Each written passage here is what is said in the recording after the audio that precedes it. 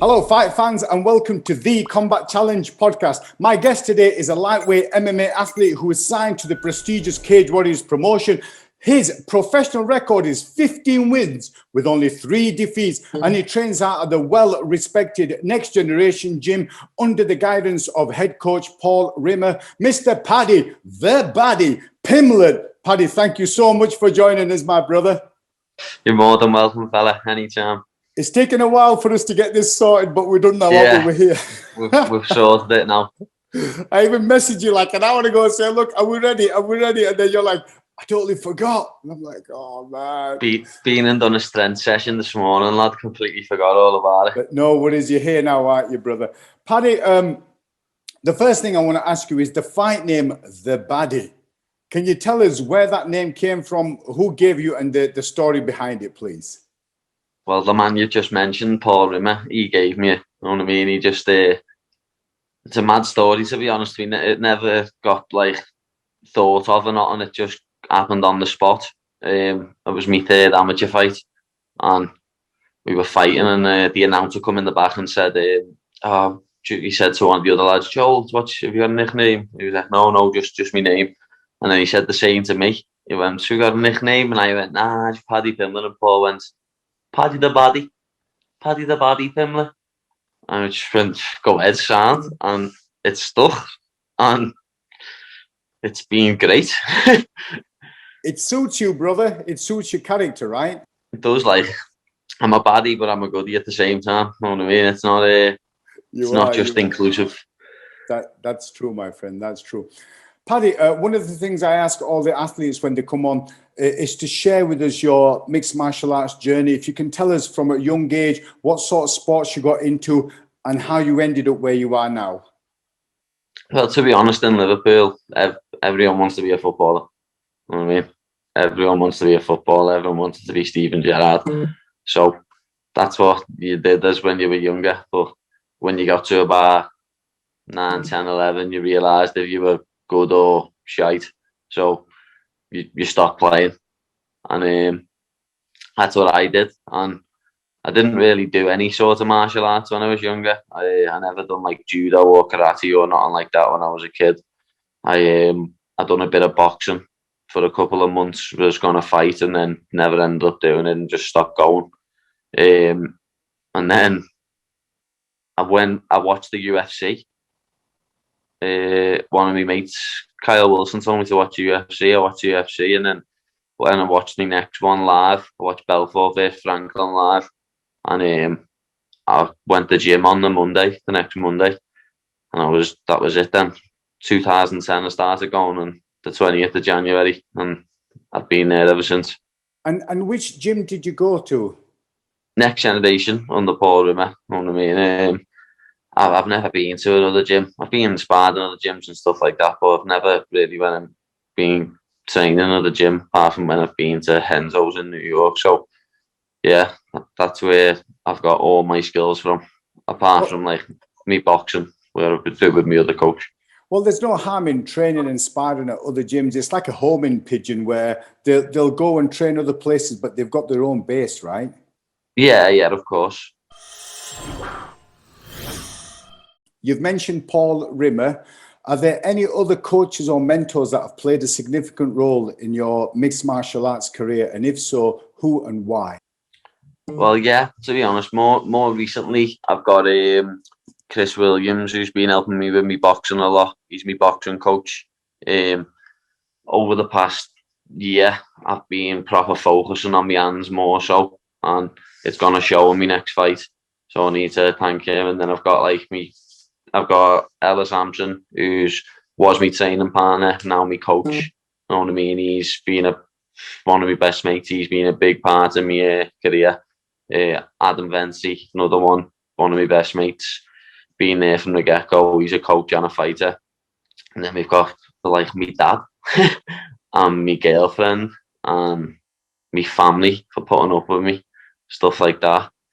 And then obviously there's other coaches who we've had over the years in the gym, like Mo, who used to be our wrestling coach, Si Audley, Danny Widow, Carl Ryan. All these are coaches who came to him from the gym.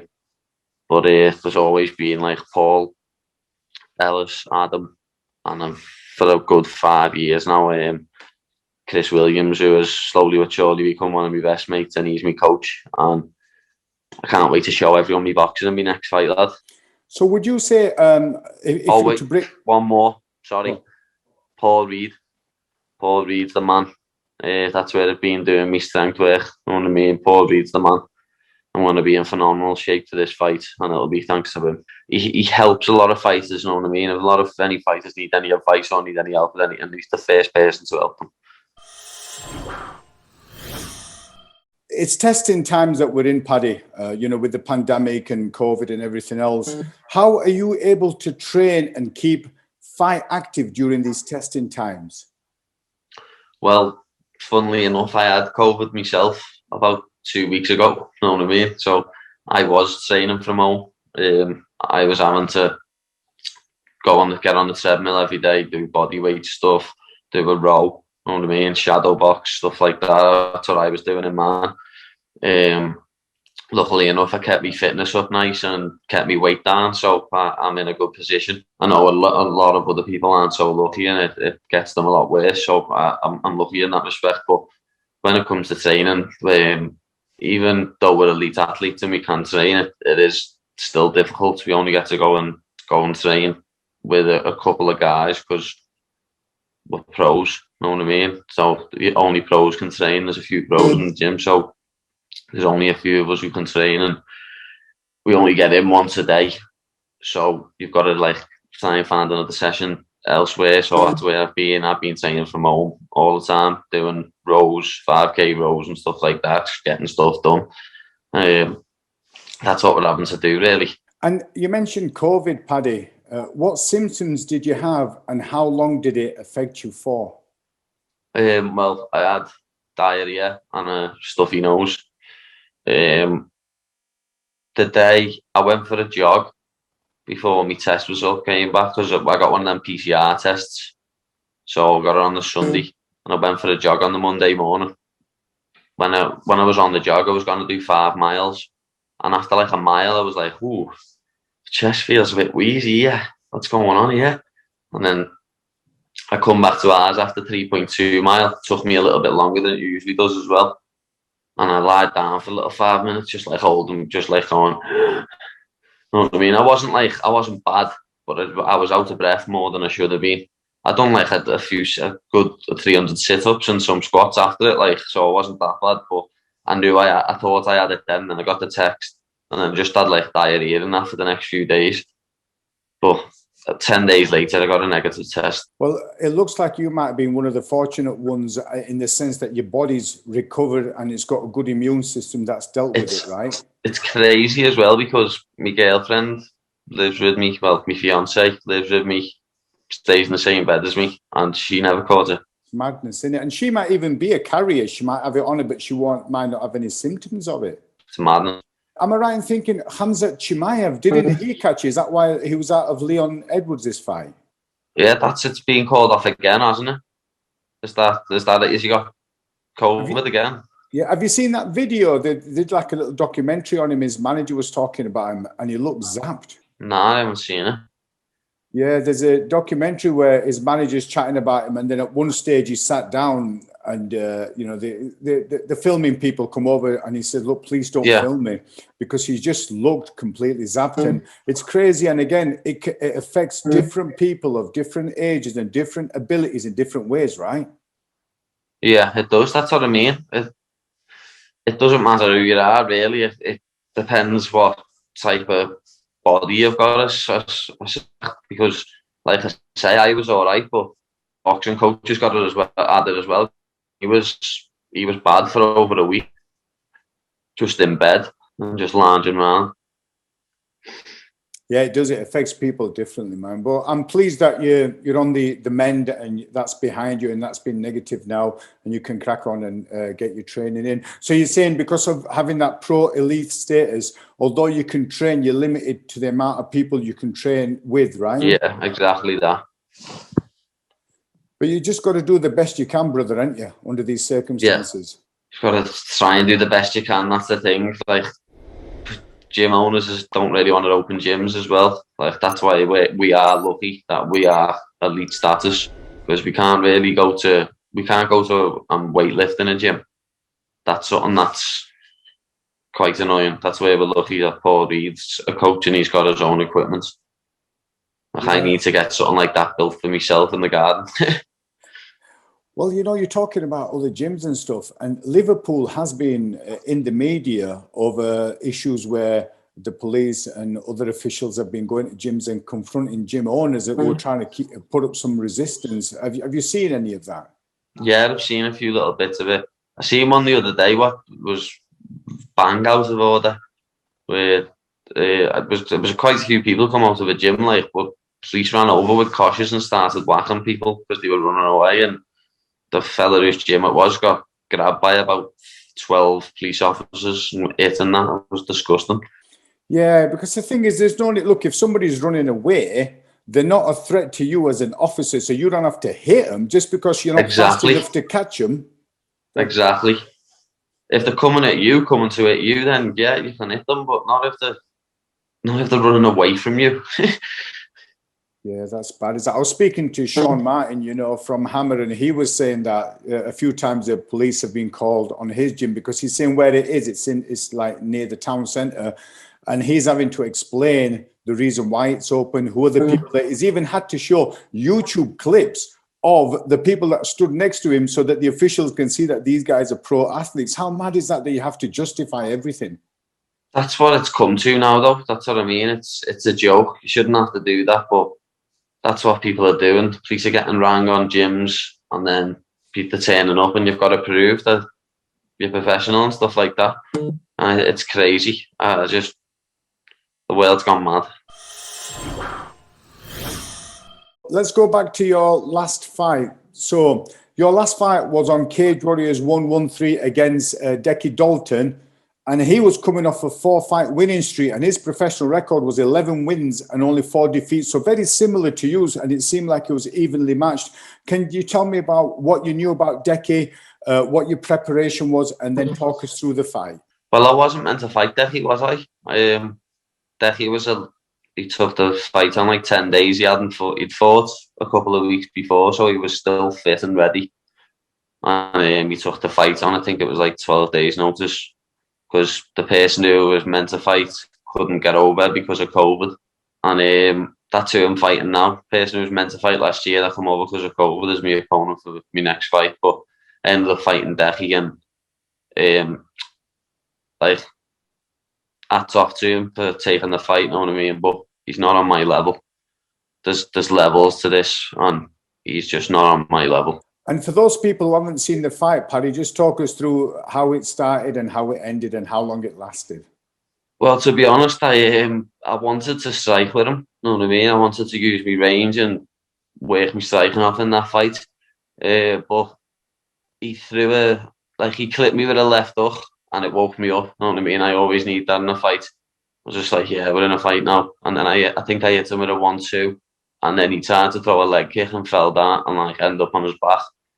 And I dived on him, took his back, went for the choke for a little minute, ended up flattening him out and just punched him until the ref stopped the fight.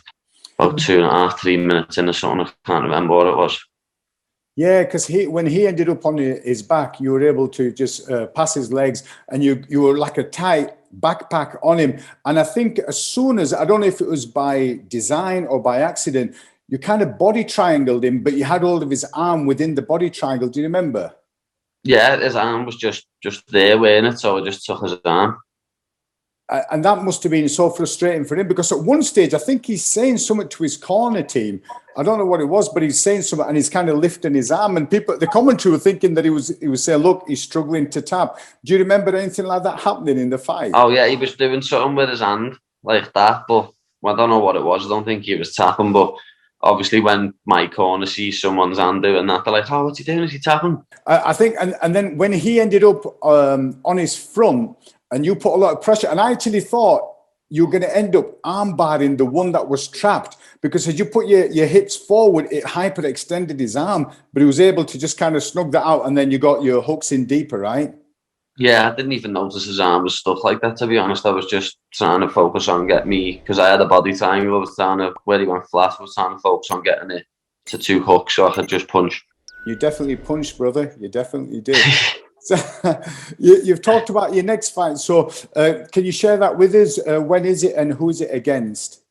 Well, it's the same date as the last one. It's on the 20th of March. But 2021 instead of 2020, and I'm fighting the original opponent I was meant to fight last year as well. So David Martinez, he's Italian, he's 8-2, he's on a 6-fight win streak. So we'll see what he's like when he turns up. Yeah, for sure. And what was there issues with logistics? Is that why he couldn't come over, or? No, COVID. Italy got put into lockdown, didn't he? So he couldn't make it over. So Decky Dalton did. He's Irish, isn't he? Yeah, because COVID hit Italy and Spain hard, right? Yeah. Now, you've mentioned this fighter that you're going to be competing against. Is there anyone else that you've got in your crosshairs that you're looking out for, that you want to mention to us, or is it just one fight at a time? Not even one fight at a time, lad. I have no one in my crosshairs, lad. People talk about me. I don't talk about them. You know what I mean? People mention my name to stay relevant. I don't need to talk about anyone, lad. There has been a few people mentioning you, aren't there, brother?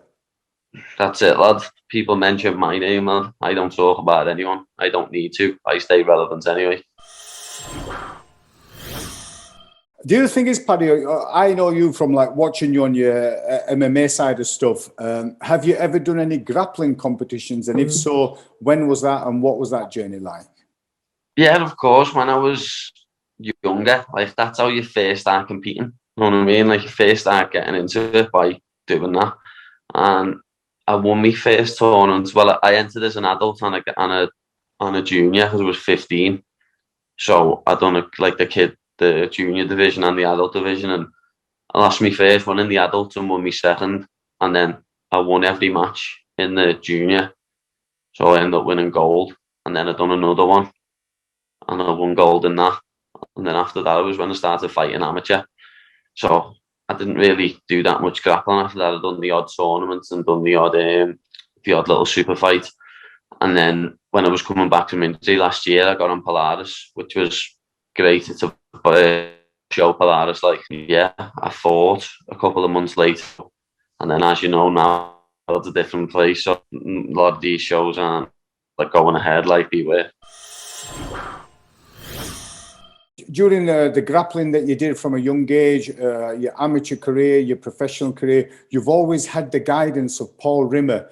Can you share with us your experiences having Paul for a coach for over a decade and what he brings to you as an athlete and how he shapes and molds you into the person you are today? Yeah, we call him Uncle Rim. Like, he's like our second dad, lad. Like, you know what I mean? If I need 9 times out of 10, lad, if I can't speak to my dad about something, I'll ask him about it. That's the sort of relationship we've got. He cares about us. Like, that's why all of us who were there wouldn't leave when we've been there for that long, because he genuinely cares about us all. And he's not just like trying to get money out of us by getting us to do something. He cares about our careers and that.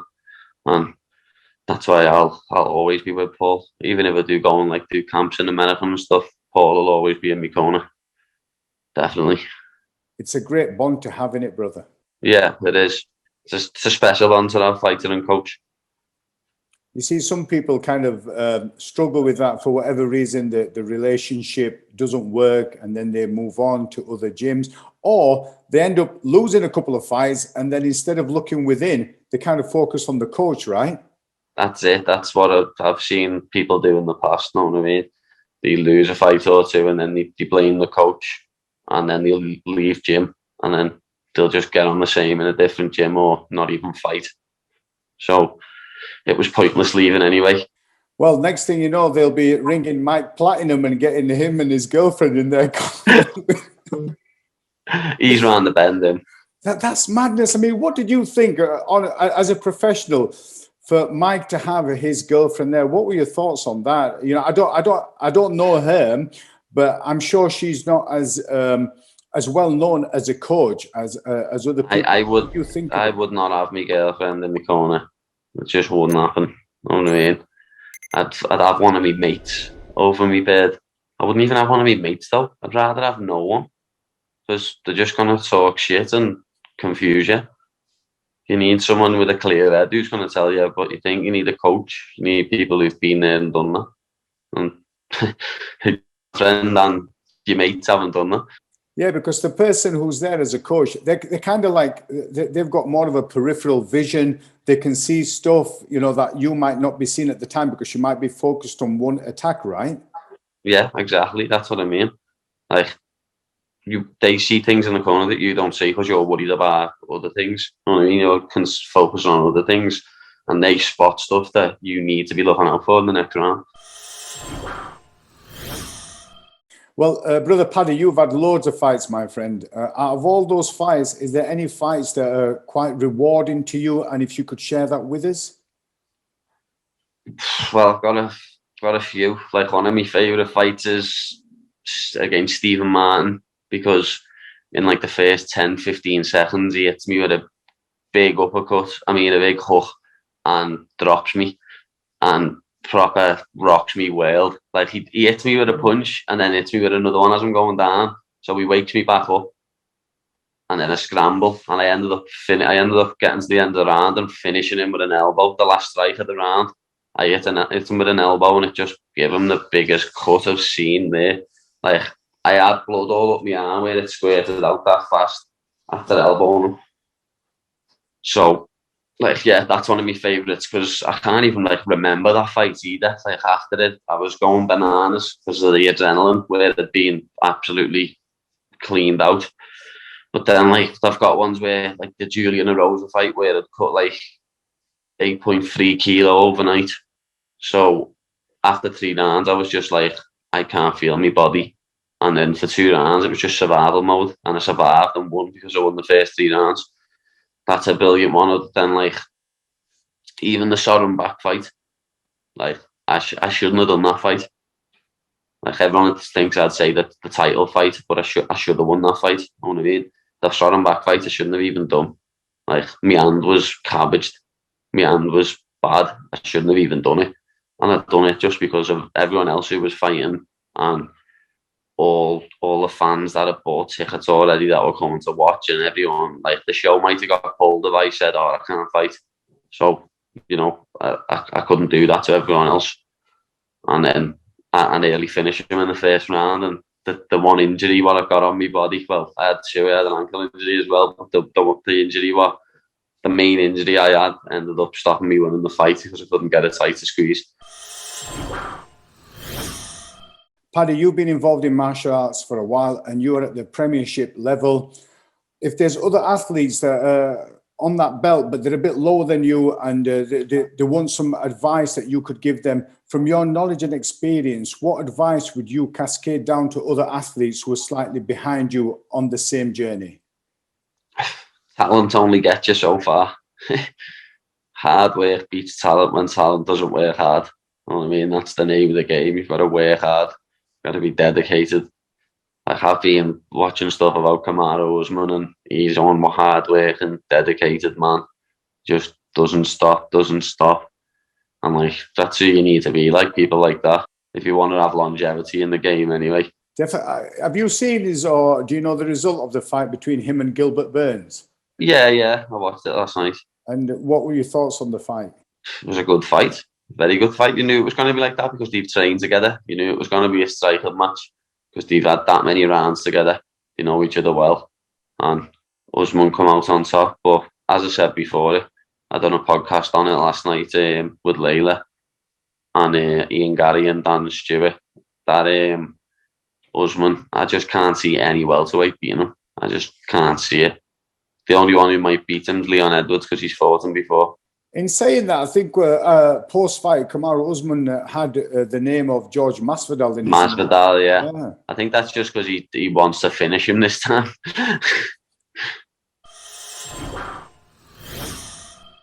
Paddy, thank you so much for sharing your knowledge and experience with us. The plan is that 12 weeks from now, we'll have another podcast just to kind of catch up and create a bit of a diary so viewers can see your journey through this podcast. And I look forward to having you on soon, my brother. Pusty. See you soon.